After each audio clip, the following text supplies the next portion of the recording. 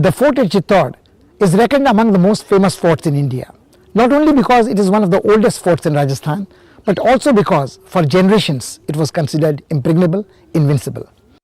Be it Alauddin Khilji or the Grand Mughal Akbar, whoever invaded it had to contend with very brave defenders.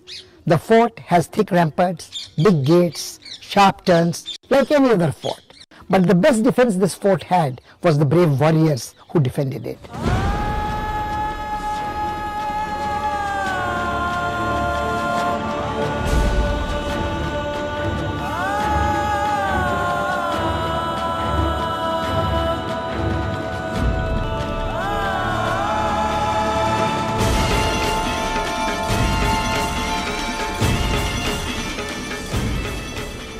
The citadel of Chittor is situated about 100 kilometers away from the city of Udaipur.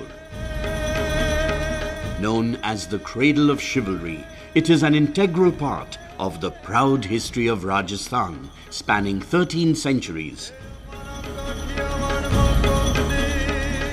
The martyrdom of countless brave hearts has sanctified the compound. The fort spreads over a tract of land that covers 700 acres, with a circumference of 13 kilometers.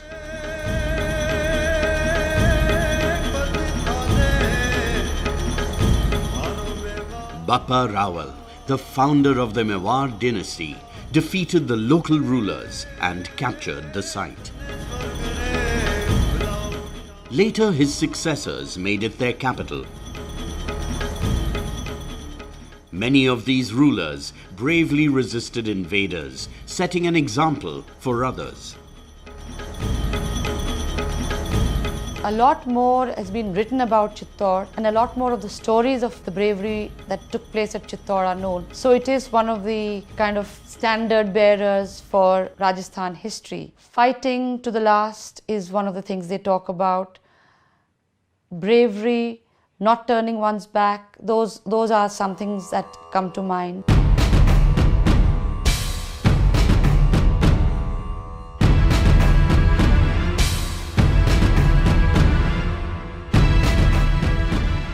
The old fort was built on a hill about 500 feet high, and this was enough to protect those who lived within it in those times. It was Maharana Kumbha who strengthened the fortifications in the 15th century to withstand the emerging strategic challenge.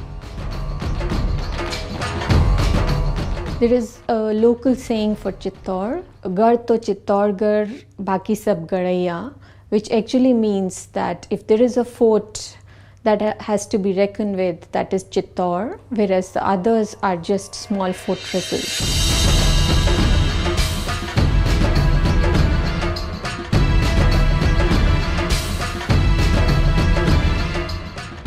Ramparts were raised in 2 or 3 rows all around to provide stronger defense.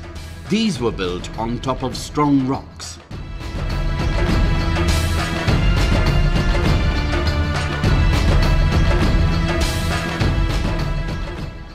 When Qutbuddin Aibak, the Sultan of Delhi, attacked the fort, these ramparts foiled him.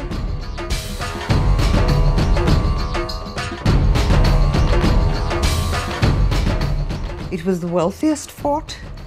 It commanded the countryside and it also commanded the resources. There was phenomenal wealth in Gujarat, and Chittorgarh stood between the Sultanate of Delhi and Gujarat.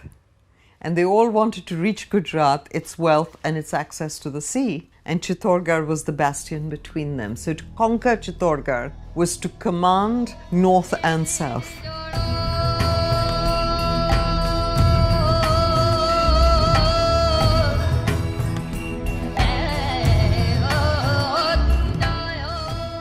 The arrangements made for the defense of this fort illustrate the progress in military architecture with the passage of time.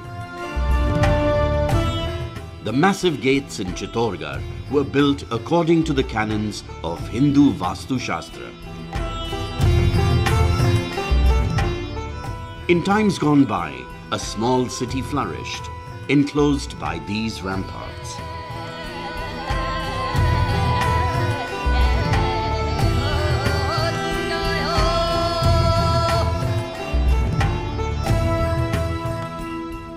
Mere mention of the fort of Chittor conjures up visions of the tragic tale of Princess Padmini. Like Helen of Troy, whose face had launched 1,000 battleships, it is believed that it was the peerless beauty of Padmini that provoked Sultan Alauddin Khilji of Delhi to assault the citadel to claim Padmini as the prize. The tales of romance between Princess Padmini and her consort husband Ratnasen are the subject matter of the Hindu epic Padmavat, written by Malik Muhammad Jaisi. This tale, it is believed, is to be interpreted metaphorically. It does not deal of lustful worldly love alone.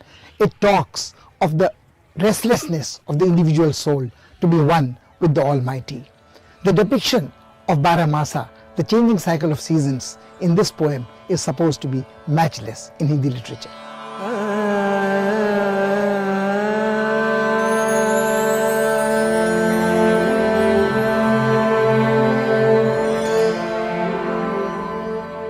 The Padmini Palace is perhaps the most famous spot in the fort. It keeps alive the memories of the beautiful queen who once dwelt here and has inspired many moving ballads and folklore. However, the style of the building suggests that it was constructed much later.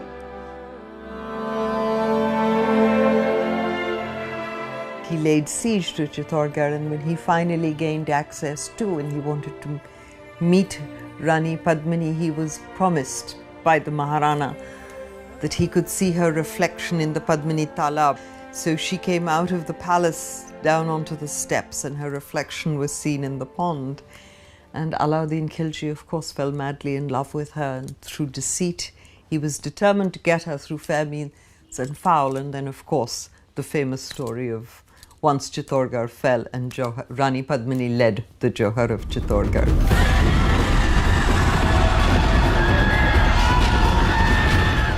In 1303, Alauddin Khilji attacked Chittor. Its strategic location was tempting.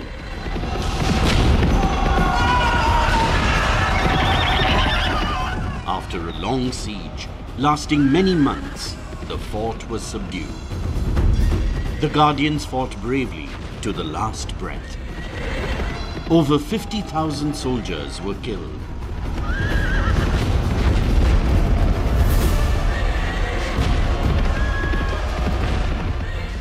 Princess Padmini, along with 1,100 companions, immolated themselves on a pyre.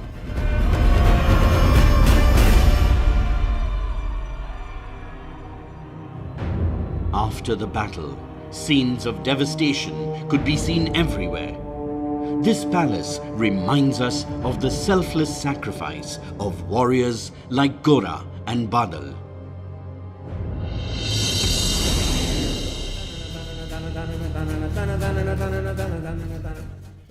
After some time, the Rajputs regained control of the fort, and peace and prosperity returned to Chittor. Mewar reached the zenith of its glory during the reign of Maharana Kumbha.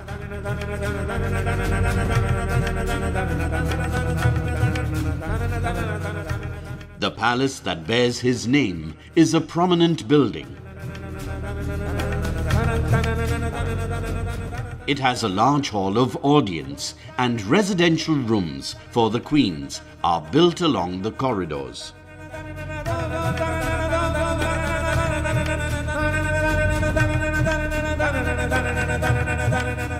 Maharana Kumbha हमारे मेवाड़ का एक नक्षत्र की तरह है।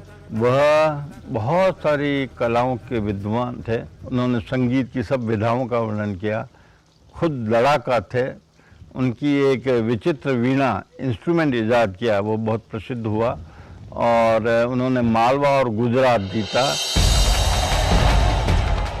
Throughout his life, Maharana Kumbha battled with the armies of the Sultans of Gujarat and Malwa. He always emerged victorious. After the conquest of Gujarat, he erected the Tower of Victory. The Qutub Minar in Delhi may be taller, But the decorations on Vijay Stambh, the Tower of Victory, are far more elegant. The base has a circumference of 14.5 meters. The tower is 37 meters high and has 9 stories.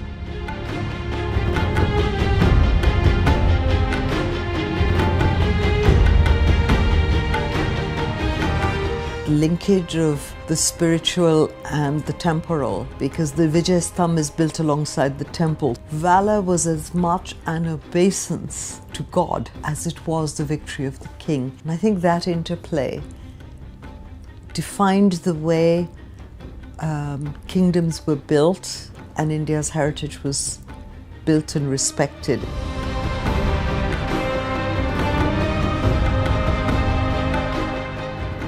The tower is covered with exquisite stone carvings that depict Hindu gods and goddesses.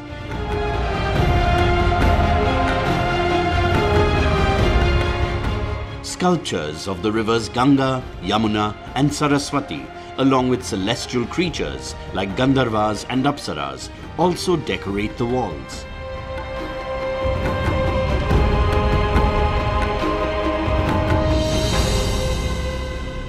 There are 2 structures in the Chittor fort that have acquired an iconic status.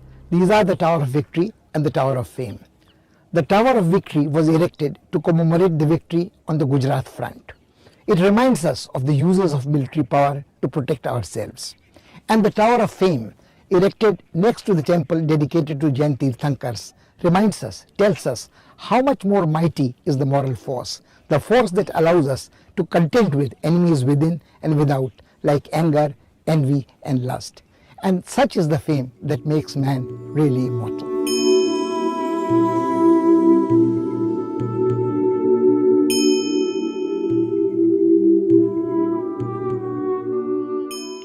Kirti Stambh, the Tower of Fame, is shorter than the Vijay Stambh, but still it matches it in ornamentation.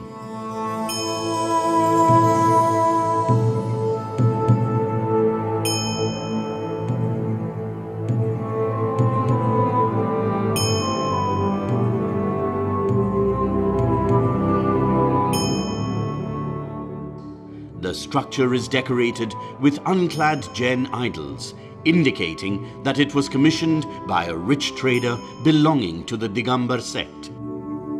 The ceiling too bears the Jain imprint.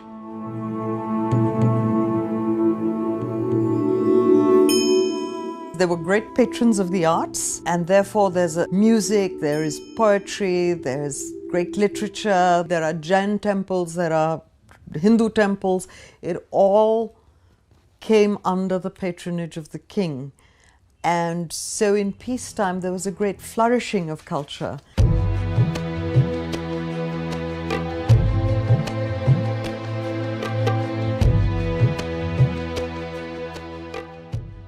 The Satbis Devri temple complex presents glimpses of the evolution of Jain temple building styles between the 14th and 16th centuries.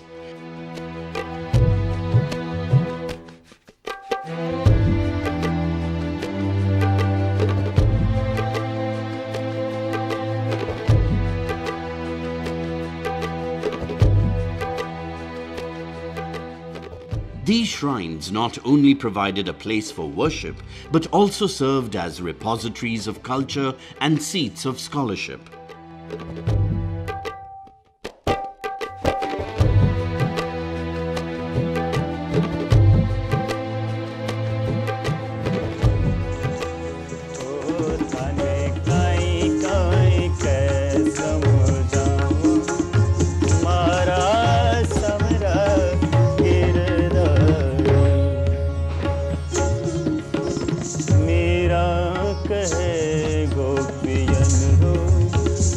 Hello.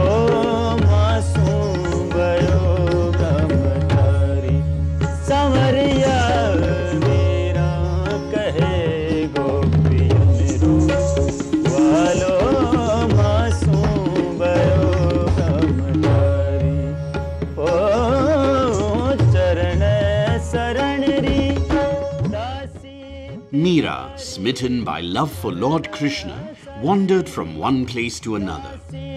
This temple preserves memories of the days when she worshipped her Lord here. In fact, though the shrine bears her name, it was built by Maharana Kumbha. The much larger Kumbha Shyam temple stands in the same compound.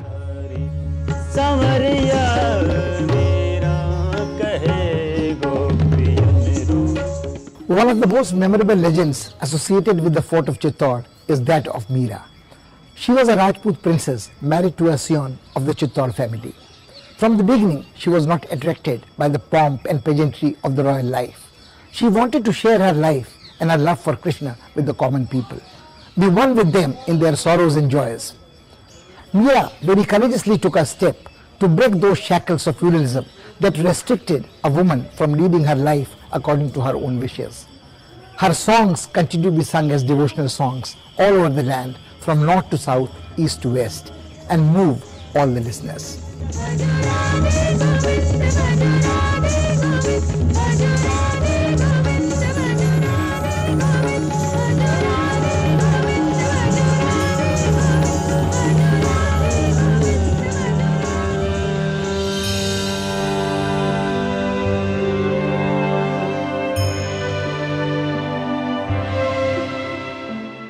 After her marriage to the Crown Prince of Mewar, Meera used to live in this palace.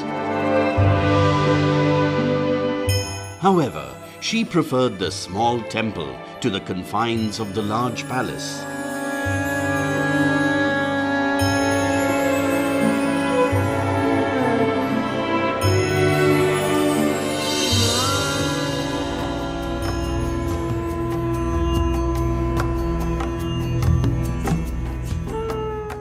Kumbha Shyam Temple is an imposing edifice that stands close to the Meera Temple.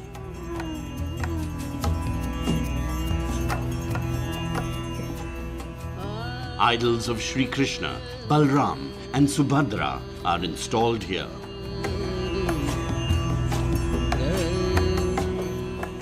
The temple, originally dedicated to Vara Avatar, was built in the Nagar style, sometime between the 8th and the 9th centuries. It was badly damaged when Alauddin Khilji raided Chittor, and it was later rebuilt by Rana Kumbha.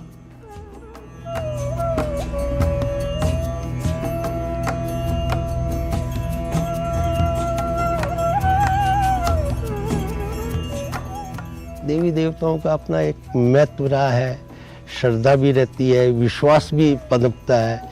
सारा जब समय युद्ध में बीतना है तो भाग्य जो नियति ये मानते हैं कि ईश्वर के हाथ में है, तो वो सारा इसी ढंग से मंदिरों का महत्व बढ़ता गया।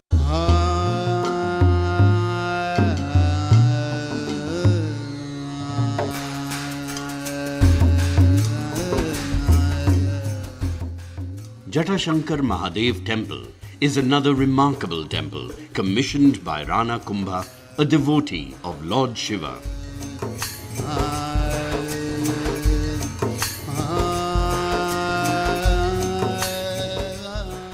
Ancient law maintains that Bhim, the legendary hero of the Mahabharata, worshipped Shiva at this temple.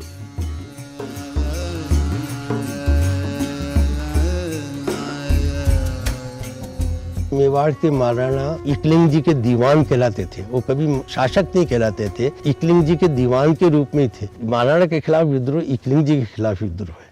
तो देवताओं का एक श्रद्धा केंद्र होने से उसके बहुत से लाभ शासकों को प्राप्त हो सकते थे, जनता के उत्साह को बढ़ाने भी और जनता के रोष को कम करने में भी।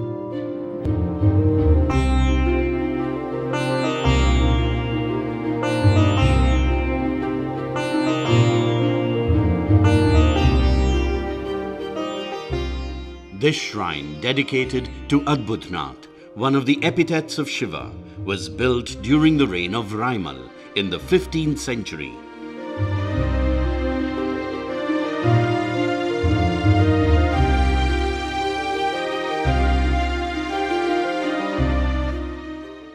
The The statues carved in stone reflect very refined sensibility, and the elaborate decorations testify to the prosperity of Chittor during that period.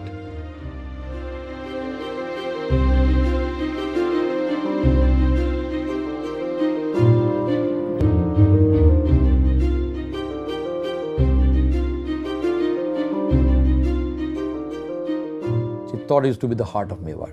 This is on the route to Gujarat.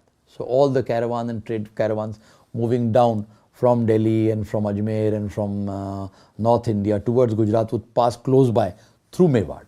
Because of this reason of the fact that the fort could command a very large area, both militarily and commercially, that the fort became irresistible to Akbar. Most of the princes and chieftains had surrendered before the Mughals. Only Chittor refused to submit and stood between them and the Arabian Sea. It was a big challenge to bring down such citadels of resistance. Akbar first extended his hands of friendship, and those who accepted, particularly the house of Kuchwahas of Amir, were of course given positions and ranks, and their fortunes rose. But those who were belligerent, like the Rana of Mewar, became the butt of their attack.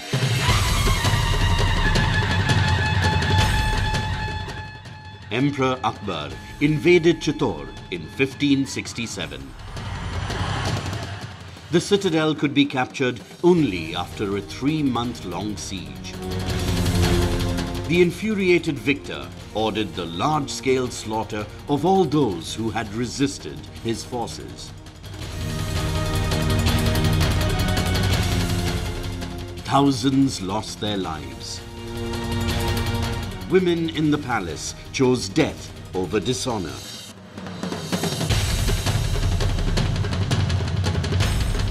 Chittor at that time was defended by a 16-year-old general who died fighting in the siege. Akbar ordered the massacre of the citizens, and this is supposed to be one of the cases where Akbar was particularly brutal in a not-so-brutal career. Akbar was so taken by the bravery of the defenders that he eventually had statues made of the two defenders, and those statues were then put at Agra Fort.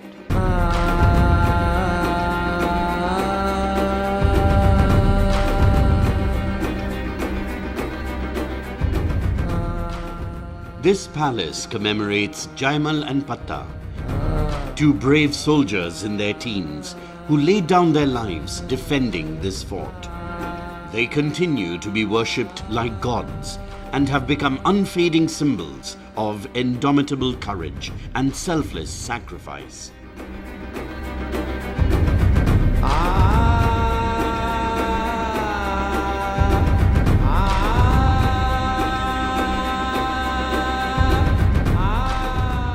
All those who love freedom rank Chittorgarh above all other pilgrimages.